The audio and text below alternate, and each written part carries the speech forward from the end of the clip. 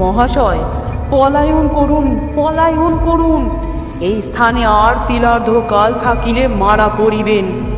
বাপরে, ধরিল রে। এইরূপ চিৎকার করিতে করিতে সে আমার ঘর হইতে বাহির হইয়া তরতর করিয়া সিঁড়ি দিয়া নামিতে লাগিল। তাহাকে ফিরাইবার নিমিত্ত আমি পশ্চাৎ পশ্চাৎ দৌড়াইলাম, কিন্তু ধরিতে না ধরিতে সে দরজা খুলিয়া ঊর্ধ্বশ্বাসে পলায়ন করিল। সেই ভয়াবহ শ্মশান সদৃশ অট্টালিকার ভিতর আমি এখন একা পড়িলাম। নমস্কার, আপনারা শুনছেন অলীক কাহিনীর কুঞ্জ ছায়া। আমাদের গল্পগুলি কেমন লাগছে কমেন্ট করে আপনার মতামত অবশ্যই জানাবেন। ভালো লাগলে একটি লাইক আর পরবর্তী গল্পের জন্য সাবস্ক্রাইব করতে ভুলবেন না। শুনতে থাকুন শনিবারের বারবেলা দেশি বিদেশি ভূতের গল্প থেকে সংগৃহীত লেখক ত্রৈলোক্যনাথ মুখোপাধ্যায়ের কলমে আজকের গল্প টম সাহেবের বাড়ি।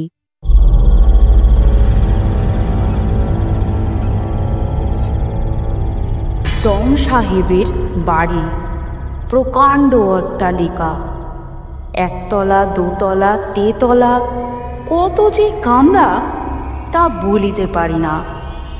দেখিতে দেখিতে আমরা বৃহৎ একখানি ঘরে গিয়া উপস্থিত হইলাম। মেঝেতে নিবিড় ধুলা পড়িয়াছিল, কোথাও কিছু নাই। হঠাৎ দেখিলাম আমার ঠিক সম্মুখে একটি পায়ের দাগ পড়িল, শিশুর পদচিহ্ন। তাহার আগে কি আশেপাশে আর দাগ নাই, কেবল সেই একটি দাগ মাত্র। অগ্রসর হইয়া সেই পদচিহ্নের উপর আমার নিজের পা রাখিলাম। অমনি ঠিক সেই সময় আমার সম্মুখে আরেকটি পায়ের দাগ পড়িল। আমি আমার সঙ্গী ভৃত্যের পা টিপিলাম, সেও আমার গা টিপিল। এই রূপে যতই যাই আগের ধুলার উপর ততই একটি শিশুর পদচিহ্ন অঙ্কিত হইতে থাকে। কেবল এক পায়ের চিহ্ন, দুই পায়ের দাগ পড়ে না। যখন ঘরের প্রান্তে প্রাচীরের নিকট গিয়া উপস্থিত হইলাম, তখন আর দাগ পড়িল না।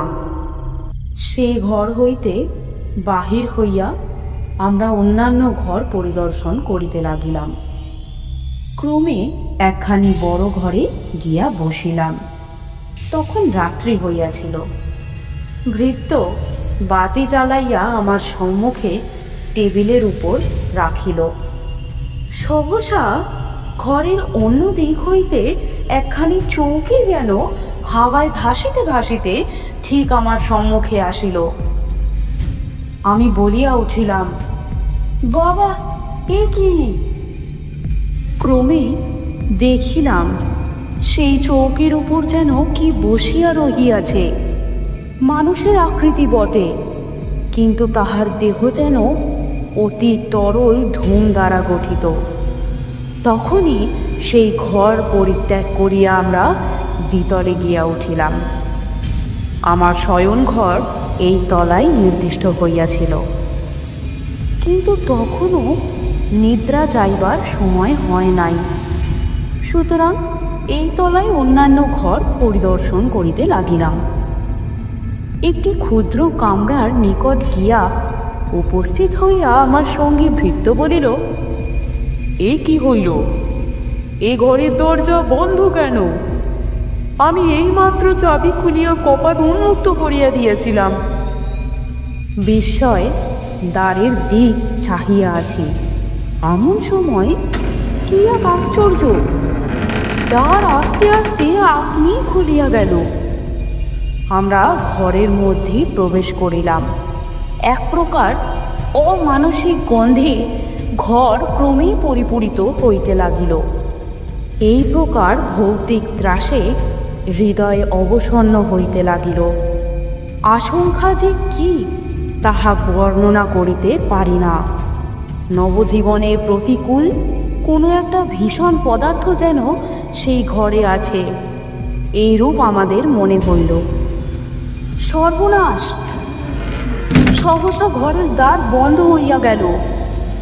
সে ঘরে আর অপর দ্বার কি জানালা ছিল না। প্রথমে দুইজনে দ্বার টানাটানি করিয়া দেখিলাম, কিছুতেই খুলিতেই পারিলাম না। আমার সঙ্গী বলিল, অতি পাতলা তক্তা দিয়া কপাট জোড়াটি গঠিত, 2 লাথিতে ভাঙিয়া ফেলিব, দেখি ভূতে কি করিয়া রক্ষা করে।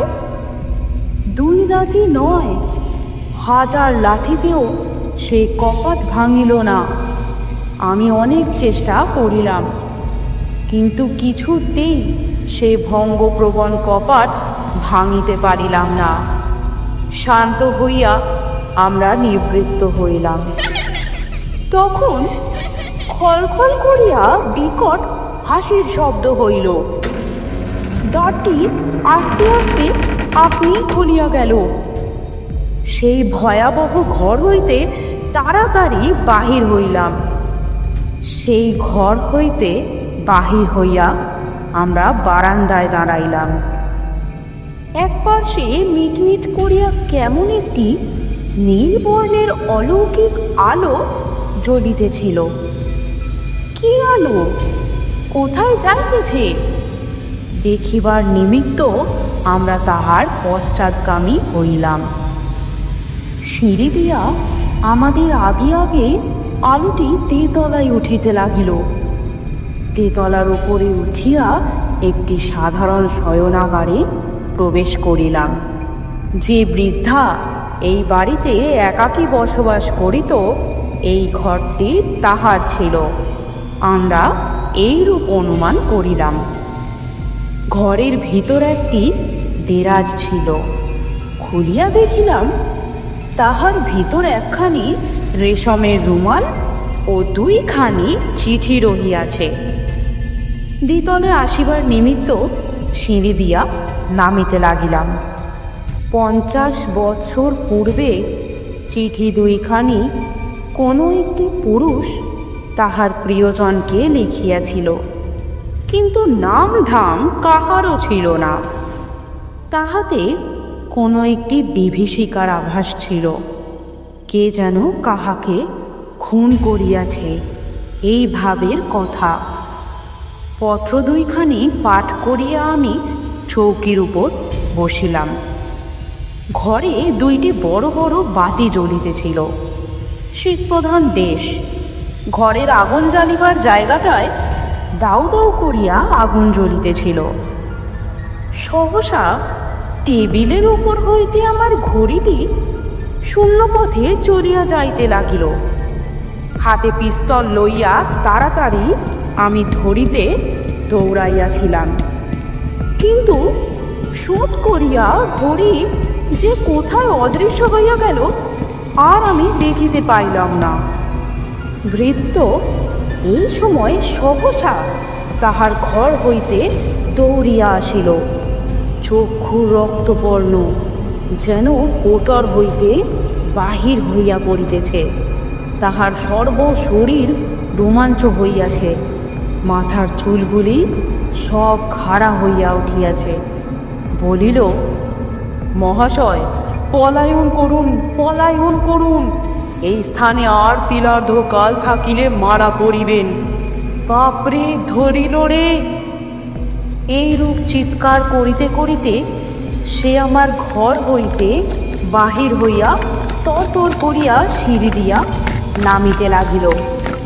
তাহাকে ফিরাইবার নিমিত্ত আমি পশ্চাৎ পশ্চাৎ দৌড়াইলাম, কিন্তু ধরিতে না ধরিতে সে দরজা খুলিয়া ঊর্ধ্বশ্বাসে পলায়ন করিল। সেই ভয়াবহ শ্মশান সদৃশ অট্টালিকার ভিতর আমি এখন একা পড়িলাম। প্রাণে আমার অতিশয় ত্রাস হইল। একবার মনে মনে ভাবিলাম, আমিও পলায়ন করি, কিন্তু বন্ধুবান্ধব সকলে হাসিবে ও বিদ্রোহ করিবে, যা থাকে কপালে। এই মনে করিয়া পুনরায় আমি উপরে উঠিলাম। আমার সম্মুখে তালগাছ প্রমাণ কৃষ্ণবর্ণ একটি মানুষের আকৃতি দাঁড়াইল, তাহার মস্তক ছাদে ঠেকিল। সেই মস্তকে চক্ষু দুইটি জ্বলিতে লাগিল। সর্বশরীর আমার শিহরিয়া উঠিল। পিস্তলটি হাত হইতে পড়িয়া গিয়াছিল। আমি তাহা লইবার নিমিত্ত হাত বাড়াইলাম। অসাড় ও অবশ, হাত উঠিল না। আমি দাঁড়াইবার চেষ্টা করিলাম। পা অসাড় ও অবশ, পা উঠিল না। চিৎকার করতে চেষ্টা করিলাম, মুখ দিয়া কথা বাহির হইল না। জ্ঞান হত হইবার উপক্রম হইল, কিন্তু তখনও একটা চিন্তা শক্তি আমার মনে ছিল। ভাবিলাম, যদি ভয় করি তাহা হইলে নিশ্চয়ই আমি প্রাণ হারাইব। এইরূপ মনে করিয়া অনেক চেষ্টা করিয়া ধৈর্য ধরিয়া রহিলাম। বাতি নিবিল না, অগ্নিস্থানে নির্বাণ হইল না। তথাপি ঘর অন্ধকারে আবৃত হইয়া গেল। আমি ভাবিলাম, যেমন করিয়া হোক ঘরে আলো রাখিতে হইবে, অন্ধকারে থাকিলে মারা পড়িব। পুনরায় উঠিতে চেষ্টা করিলাম। এবার উঠিতে পারিলাম। আস্তে আস্তে গিয়া একটা জানালা খুলিয়া দিলাম। জ্যোৎস্না রাত্রি ছিল। অল্প অল্প চাঁদের আলো ঘরে প্রবেশ করিল। সেই আলোকে দেখিলাম যে তালবৃক্ষ প্রমাণ কৃষ্ণবর্ণের বিকট মূর্তি তখন সম্পূর্ণভাবে ঘরে নাই। কেবল তাহার ছায়াটি এক পার্শ্বে দণ্ডায়মান রহিয়াছে। পুনরায় গিয়া চৌকিতে বসিলাম। পীত হরিত লোহিত নানা বর্ণের গোলাকার আলোকে এক্ষণে ঘরের চারিদিকে ঘুরিয়া ও গড়াইয়া বেড়াইতে লাগিল। তাহার পর ভূমিকম্প যেমন হয়, ঘর সেই রূপে দুলিতে লাগিল। যে চৌকির উপর চিঠি দুইখানি রাখিয়াছিলাম, তাহার নিচে হইতে ঠিক জীবন্ত মানুষের রক্ত মাংসের হাতের ন্যায় একখানি স্ত্রীলোকের হাত বাহির হইল। তাড়াতাড়ি আমি সেই হাতখানি ধরিতে গেলাম। খপ করিয়া চিঠি দুইখানি লইয়া নিমিষের মধ্যে হাতখানি অদৃশ্য হইয়া গেল। মাঝে মাঝে গলা টিপিয়া আমাকে মারিয়া ফেলিবার জন্য কে যেন চেষ্টা করিতে লাগিল। আমার ঘাড় ভাঙিয়া দিবার জন্য মাঝে মাঝে হাতও আসিতে লাগিল। সাহসে ভর করিয়া আমি বারবার সেই ভৌমিক হাত ছাড়িয়া ফেলিতে লাগিলাম। সেই রাত্রিতে আমি যে কি করিয়া প্রাণে বাঁচিলাম, তাহাই আশ্চর্য।